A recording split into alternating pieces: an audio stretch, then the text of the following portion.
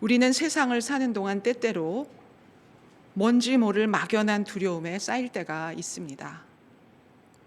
아마도 죽음, 질병, 가난, 실패에 관한 생각들이 그러한 두려움을 만들어내는 것이 아닐까라는 생각입니다. 그러나 이것은 이 세상이 하늘에 있는 것들의 모형이며 참것의 그림자라는 사실을 까맣게 잊어버리고 눈앞에 보이는 모든 것이 진짜 원형이라고, 이 세상이 다라고 여기며 내 앞에 일어나는 모든 일에 심하게 집착할 때 생기는 감정입니다. 우리는 언제쯤이나 이러한 하늘의 모형과 그림자인 땅의 일에서 벗어나 하나님에 대한 소망을 가지고 영혼의 닻을 완전히 하늘에 내리고 살 수 있을까요? 그렇게 살 수만 있다면 우리는 조금씩 성화되고 그리스도의 장성한 분량까지 이르러 태초의 에덴 동산에서의 우리의 원래 모습을 찾게 될 것입니다. 하나님이 가장 먼저 우리에게 원하시는 것은 우리가 하나님의 형상을 회복하는 일입니다. 그것이 우리의 원형이기 때문입니다. 그래서 구름 기둥, 불 기둥으로 인도하시고 십계명까지 만들어 주셨습니다. 그 후 이스라엘 백성들이 타락할 때마다 끊임없이 선지자를 보내 주셨습니다. 우리의 원형을 기억하도록 안타까운 마음으로 세심하게 우리를 돌보시는 아버지 하나님이십니다. 구약시대의 제사도 그래서 만들어 주셨습니다. 마음을 다하여 제사를 지내면서 하나님을 기억하고 그분의 형상을 회복하기를 바랬던 것입니다. 장막도 마찬가지입니다. 하나님의 거처를 이 땅에 만들어 놓은 하늘의 모형이었습니다. 비록 모형이지만 그 작은 공간에서 이스라엘 백성들을 되도록 가깝게 만나고 싶은 하나님의 마음이었습니다. 복잡하고 까다롭지만 그러한 제사의 정결 의식을 통해서 그들이 자신의 원형을 그리워하며 하나님의 극진한 사랑을 알고 행복해 하기를 원하셨던 것입니다.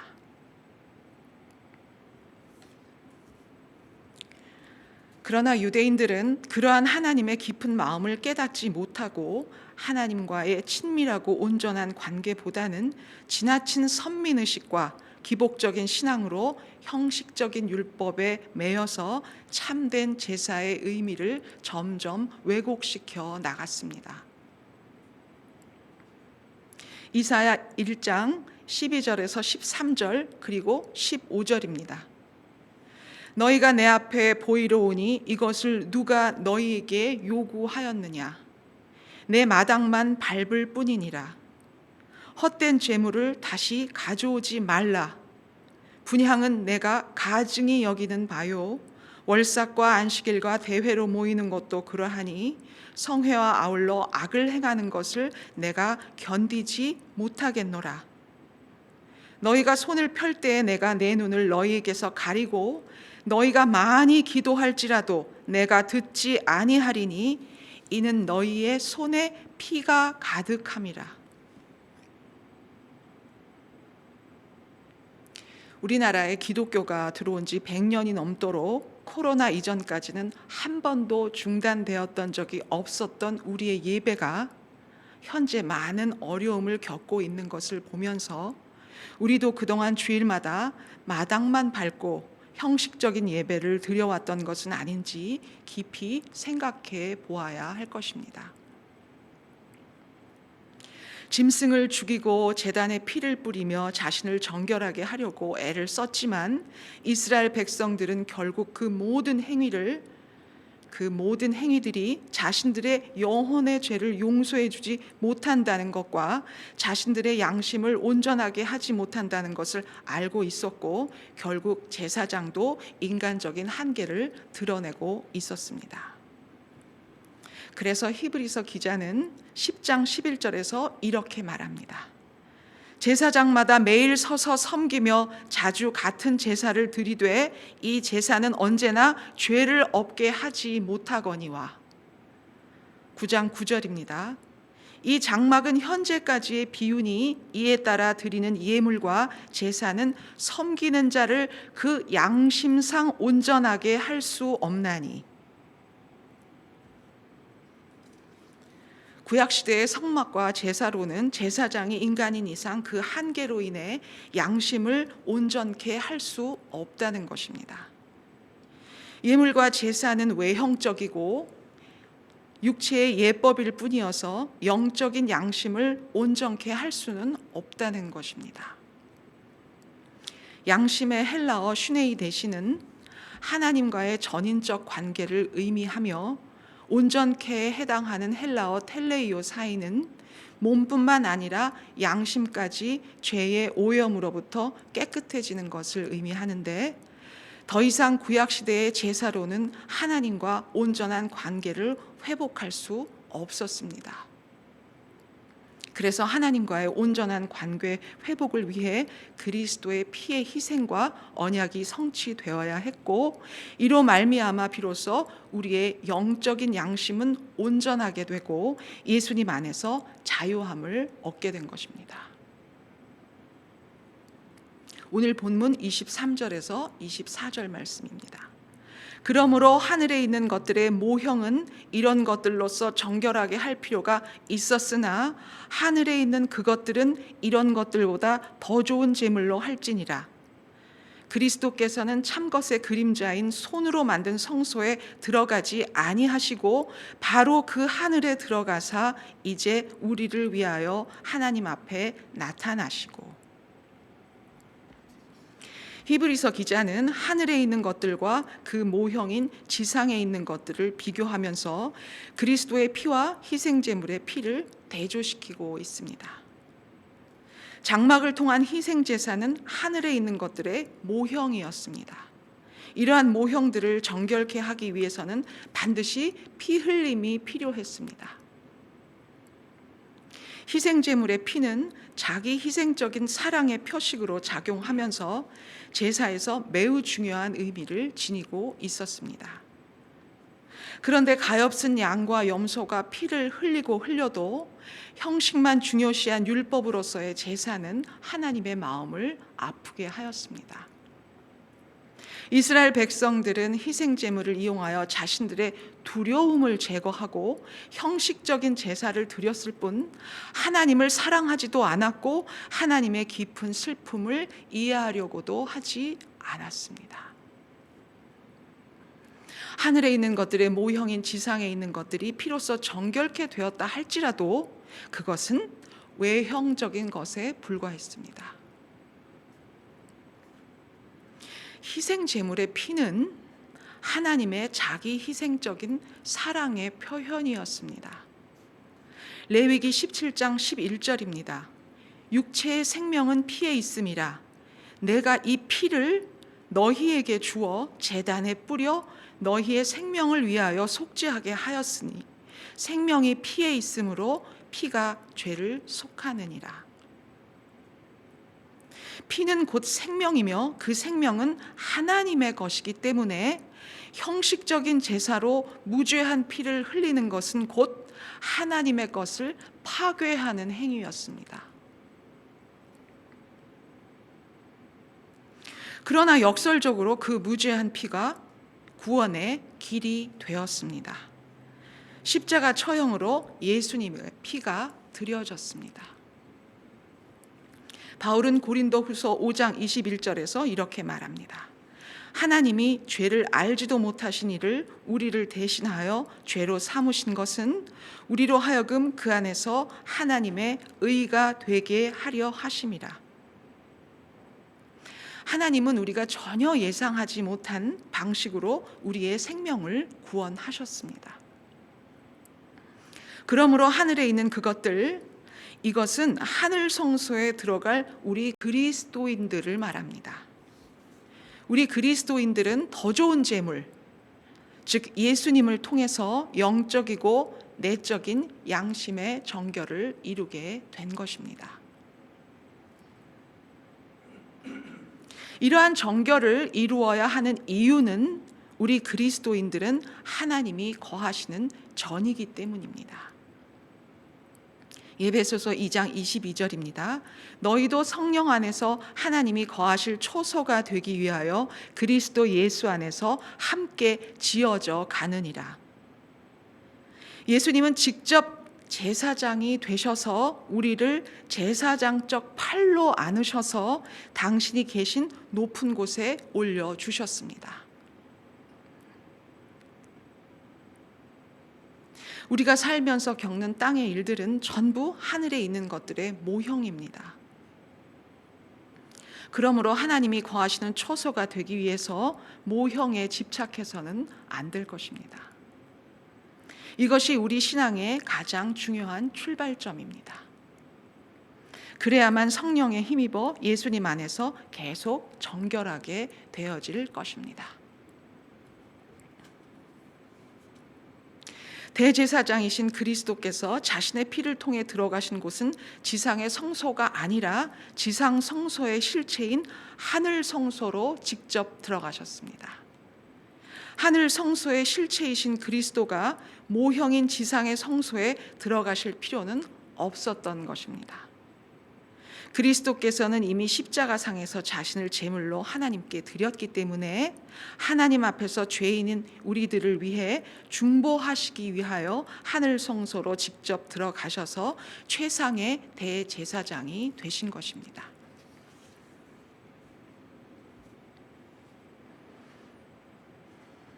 지난 시간 말씀드린 아브라함의 횃불 언약식을 잠시 떠올립니다. 그 엄숙한 시간에 하나님의 벗이라 불리웠던 아브라함은 자고 있었습니다. 그런데 똑같은 상황이 겟세마네에서도 있었습니다. 지옥의 불길 바로 옆에서 피땀을 흘리며 기도하시던 예수님.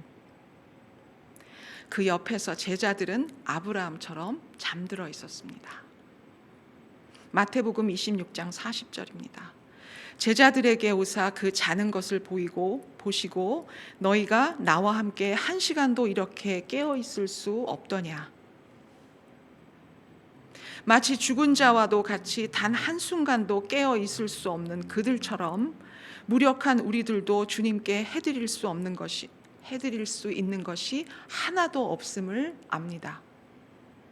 그럼에도 우리들을 위해 죽임을 당하실 수 있는 그것은 최상의 완전함 가운데서 우리를 구원하시려고 하는 예수님의 숭고한 희생과 사랑입니다.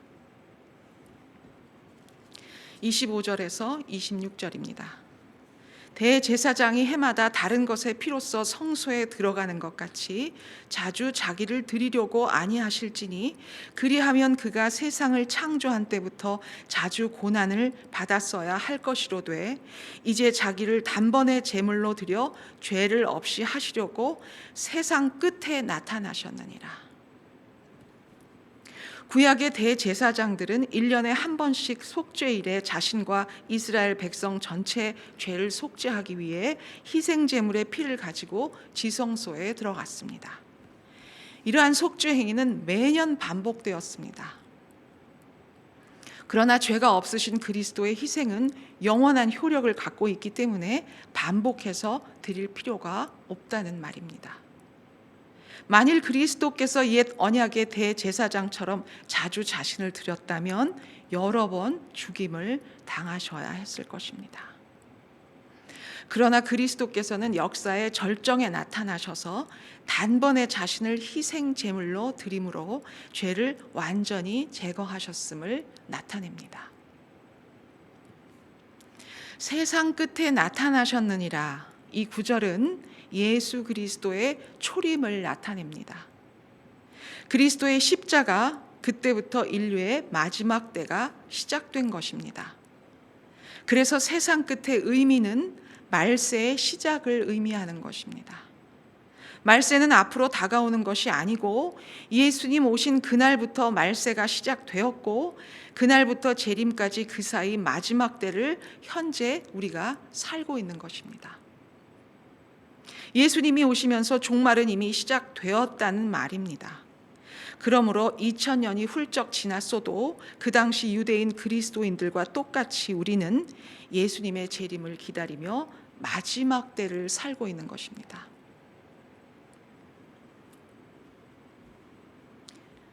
오늘은 차를 바꾸고 내일은 얼굴을 바꾸고 모레는 좀 더 화려하고 큰 평수의 아파트를 꿈꾸며 손에 잡는 순간 또 저만큼 멀어지는 욕망 앞에서 프랑스의 철학자 자크 락강은 섬찟한 이야기를 합니다. 우리가 살면서 이룰 수 있는 욕망은 죽음밖에 없다는 것입니다. 역설적이지만 죽음은 그것을 이루는 순간 다 끝나고 저만큼 멀어지지 않는다는 것입니다. 인생이 이런 것인데 더구나 마지막 때를 살고 있는 우리 그리스도인들이 땅에 있는 모형과 그림자에 전력을 다하는 것은 참으로 어리석은 일이 될 것입니다. 27절에서 28절입니다. 한 번 죽는 것은 사람에게 정해진 것이요 그 후에는 심판이 있으리니 이와 같이 그리스도도 많은 사람의 죄를 담당하시려고 단번에 들이신 바 되셨고 구원에 이르게 하기 위하여 죄와 상관없이 자기를 바라는 자들에게 두 번째 나타나시리라. 사람이 태어나서 한 번 죽는 것은 정해진 이치이며 하나님의 섭리입니다. 이 죽음은 불가항력적인 것이며 최종적인 것입니다. 죽음 이후에는 모든 사람들은 심판을 받게 될 것입니다. 그러나 우리들에게는 죽음은 영생이라는 그 다음 단계로 가기 위한 순간일 뿐 우리에게 심판은 두려운 일이 아니라는 것입니다. 요한복음 3장 17절입니다. 하나님이 그 아들을 세상에 보내신 것은 세상을 심판하려 하심이 아니요 그로 말미암아 세상이 구원을 받게 하려 하심이라. 우리에게 주님은 심판하러 오시는 분이 아니라 구원을 완성하러 오시는 분입니다. 구원은 이미 이루어졌지만 지금도 현재 이루어지고 있고 장차 주님 오시는 그날 완성될 것입니다. 구원은 시간과 공간 속에서 계속해서 이루어져 가는 것입니다. 살아있는 동안 구원의 기회는 언제나 열려 있습니다. 그러므로 생명의 기간 동안 그 은혜를 놓치지 않도록 항상 깨어 있어야 할 것입니다. 자기를 바라는 자들에게 두 번째 나타나시리라. 히브리서에서 가장 명료한 재림 진술입니다. 이 구절은 히브리서 기자와 유대인 그리스도인들이 모두 재림을 당연시했음을 보여주고 있습니다. 10장 37절에도 기록되어 있습니다. 잠시 잠깐 후면 오실 이가 오시리니 지체하지 아니하시리라. 잠시 잠깐이면 예수님 오실 줄 알았던 유대인 그리스도인들은 너무도 재림을 기다리는 가운데 종말에 대한 오해 속에서 결국은 신학적 혼란이 형성되었던 것입니다. 우리도 살면서 너무 힘이 들면 예수님 빨리 오셨으면 좋겠다라는 생각이 들 때가 있습니다. 이 혼란은 지금도 계속되고 있는 것입니다. 그러나 우리는 2000년 전에 이미 오신 예수님과 다시 오실 예수님 그 사이 마지막 때에 있다는 것을 인식하고 이 기간이 은혜의 기간임을 알아야 할 것입니다. 사도행전 1장 7절에서 예수님이 단호하게 말씀하셨습니다. 때와 시기는 아버지께서 자기의 권한에 두셨으니 너희가 알 바 아니요. 또한 요한복음 14장 2절에서 말씀하십니다. 내 아버지 집에 거할 곳이 많도다. 그렇지 아니면 너희에게 일렀으리라. 내가 너희를 위하여 거처를 예비하러 가노니. 예수님은 신부인 우리들을 위하여 거처를 만들고 계시고 우리들을 데리러 오는 날은 아버지 하나님께서 정해 주신다고 하셨습니다. 예수님이 다시 오실 때 그것은 하나의 목적만 가질 것입니다. 예수님을 고대하며 기다리는 사람들을 구원하고 그들을 변화시켜 하나님이 바라시는 대로 그들이 새로운 하늘나라의 시민이 되게 하는 것입니다. 신학자 브루스는 자기를 바라는 자들에게 두 번째 나타나시리라 이 구절을 구약의 속죄일에 대제사장이 속죄제를 드리기 위해 지성소에 들어간 것과 비교하면서 설명합니다. 대제사장이 지성소에 들어갔을 때 백성들은 근심 가운데 대제사장이 직무를 마치고 지성소에서 나오기를 밖에서 숨죽여 기다립니다. 대제사장이 성소에서 살아서 나왔을 때 백성들은 대제사장이 대신 드린 속죄제를 하나님께서 받으셨음을 확신하게 됩니다. 이것은 그리스도께서 하늘 성소에 들어가셔서 백성을 위하여 하나님 앞에 나타나셨다가 자신을 기대하는 자들을 위하여 두 번째 나타나시는 재림과 대비가 되면서 우리에게 또 다른 의미의 이해를 주고 있습니다. 구약의 제사장들이 속죄제를 드리고 성소에서 나올 때 밖에서 기다리던 백성들이 하나님께서 속죄제를 받으셨음을 확신하고 기뻐하는 것처럼 그리스도께서 재림하심으로 그리스도를 기대하며 기다리는 자들은 기뻐하면서 구원의 상속자로서 영원한 기업을 누리며 완전한 구원을 소유하게 되는 것입니다. 오늘 본문 말씀 안에는 예수님의 초림과 재림이 한꺼번에 기록되어 있습니다. 26절에 그가 죄를 없이 하시려고 세상 끝에 나타나셨느니라 초림에 관한 말씀이고요. 28절에는 자기를 바라는 자들에게 두 번째 나타나시리라 재림에 관한 말씀입니다. 히브리서 기자는 율법 아래서는 결코 거론될 수 없었던 초림과 재림의 영적인 웅대함과 완성의 느낌을 유대인 그리스도인들에게 설명하고 있는 것입니다. 우리는 하나님만을 바라보며 하루하루 하늘도성을 향해 나아가고 있습니다. 우리가 예수님의 재림을 사모하는 것은 자연스러운 일입니다. 하지만 그것이 연기되는 것 또한 하나님의 뜻이라 믿고 기쁨으로 기다립니다. 칼빈은 말합니다. 교회는 그리스도 왕국의 시초부터 형성되었기 때문에 신실한 자들은 심판자의 도래를 임박한 것으로 상상해야 한다. 우리는 계속해서 그분의 두 번째 나타나심을 기대해야 하며 각 날은 마치 마지막 날인 것처럼 생각해야 한다. 또한 루터에게 히브리서의 메시지는 깊은 확신으로 다가왔습니다. 그는 다음과 같이 말합니다. 그리스도는 가장 먼저 건너가셨다. 그리고 그분은 너무나 거친 길을 평평하게 만드신다. 왜냐하면 믿음으로 그리스도를 의지하는 자는 그리스도의 어깨에 올라탄 채 옮겨지기 때문이다. 재림은 우리에게 너무도 큰 소망이고 선물입니다. 그러나 그 기대와 설레임을 더 확실히 하기 위해서는 초림에 대한 정확한 이해가 필요합니다. 왜 예수님이 마지막 때를 시작하려고 2000년 전에 오셨는지, 또 우리에게 어떤 유산을 남기시려고 아버지 하나님께 유언에 가까운 언약을 하시면서 십자가에서 돌아가셨는지 그 이유를 정확히 알아야 할 것입니다. 히브리서 9장 16절에서 17절을 보면 유언은 유언한 자가 죽어야 되나니 유언은 그 사람이 죽은 후에야 유효한즉 유언한 자가 살아있는 동안에는 효력이 없느니라. 예수님의 유언은 예수님이 자신을 제물로 드려서 죽어야만 그 효력을 발휘할 수 있었습니다.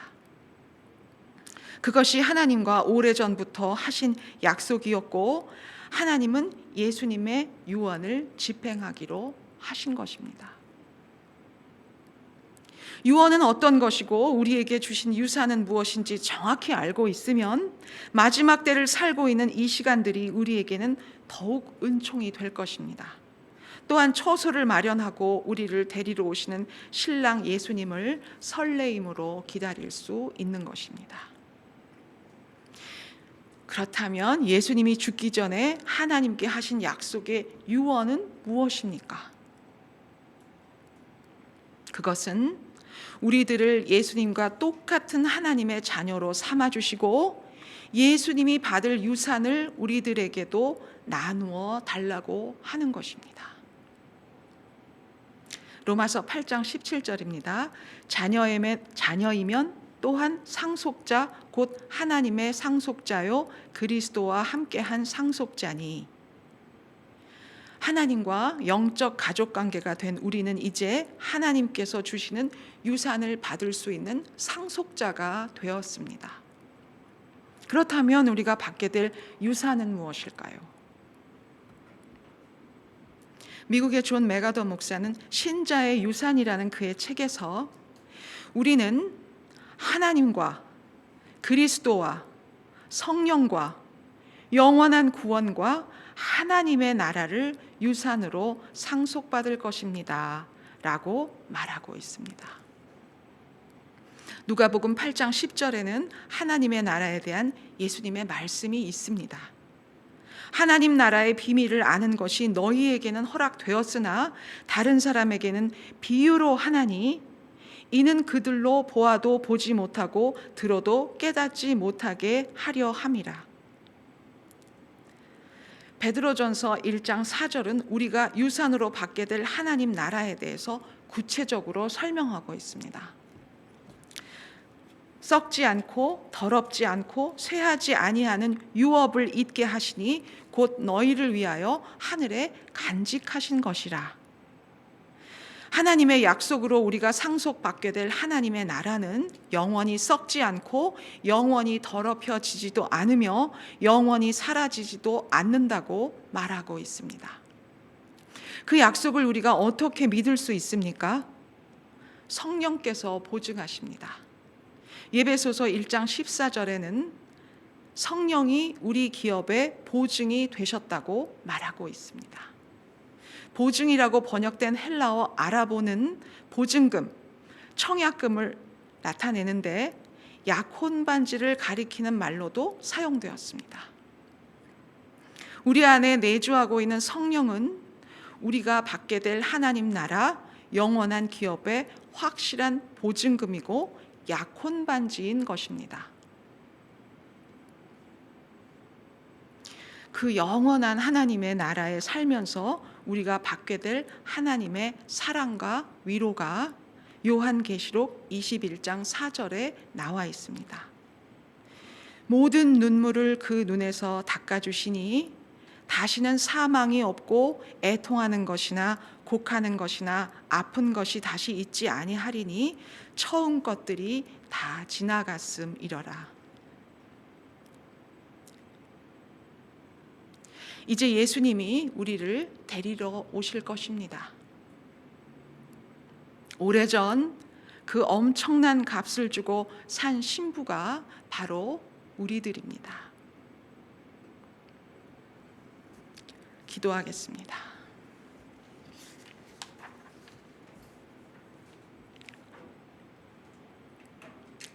모든 눈물을 닦아주시는 사랑하는 아버지 하나님, 감사와 찬양을 올려드립니다. 얼마나 우리를 사랑하는지 하나님의 그 마음과 우리를 향하신 자상한 계획을 정확히 알았다면 이렇게 살지는 않았을 것입니다. 하지만 그래도 하나님, 자녀인 우리들을 불쌍히 여기시고 용서해 주세요. 한없이 모자르고 부족하지만 평생 하나님 품 안에서 떠나지 않도록 우리를 품어주시고 지켜주시고 보호해 주세요. 예수님 이름으로 기도드립니다. 아멘.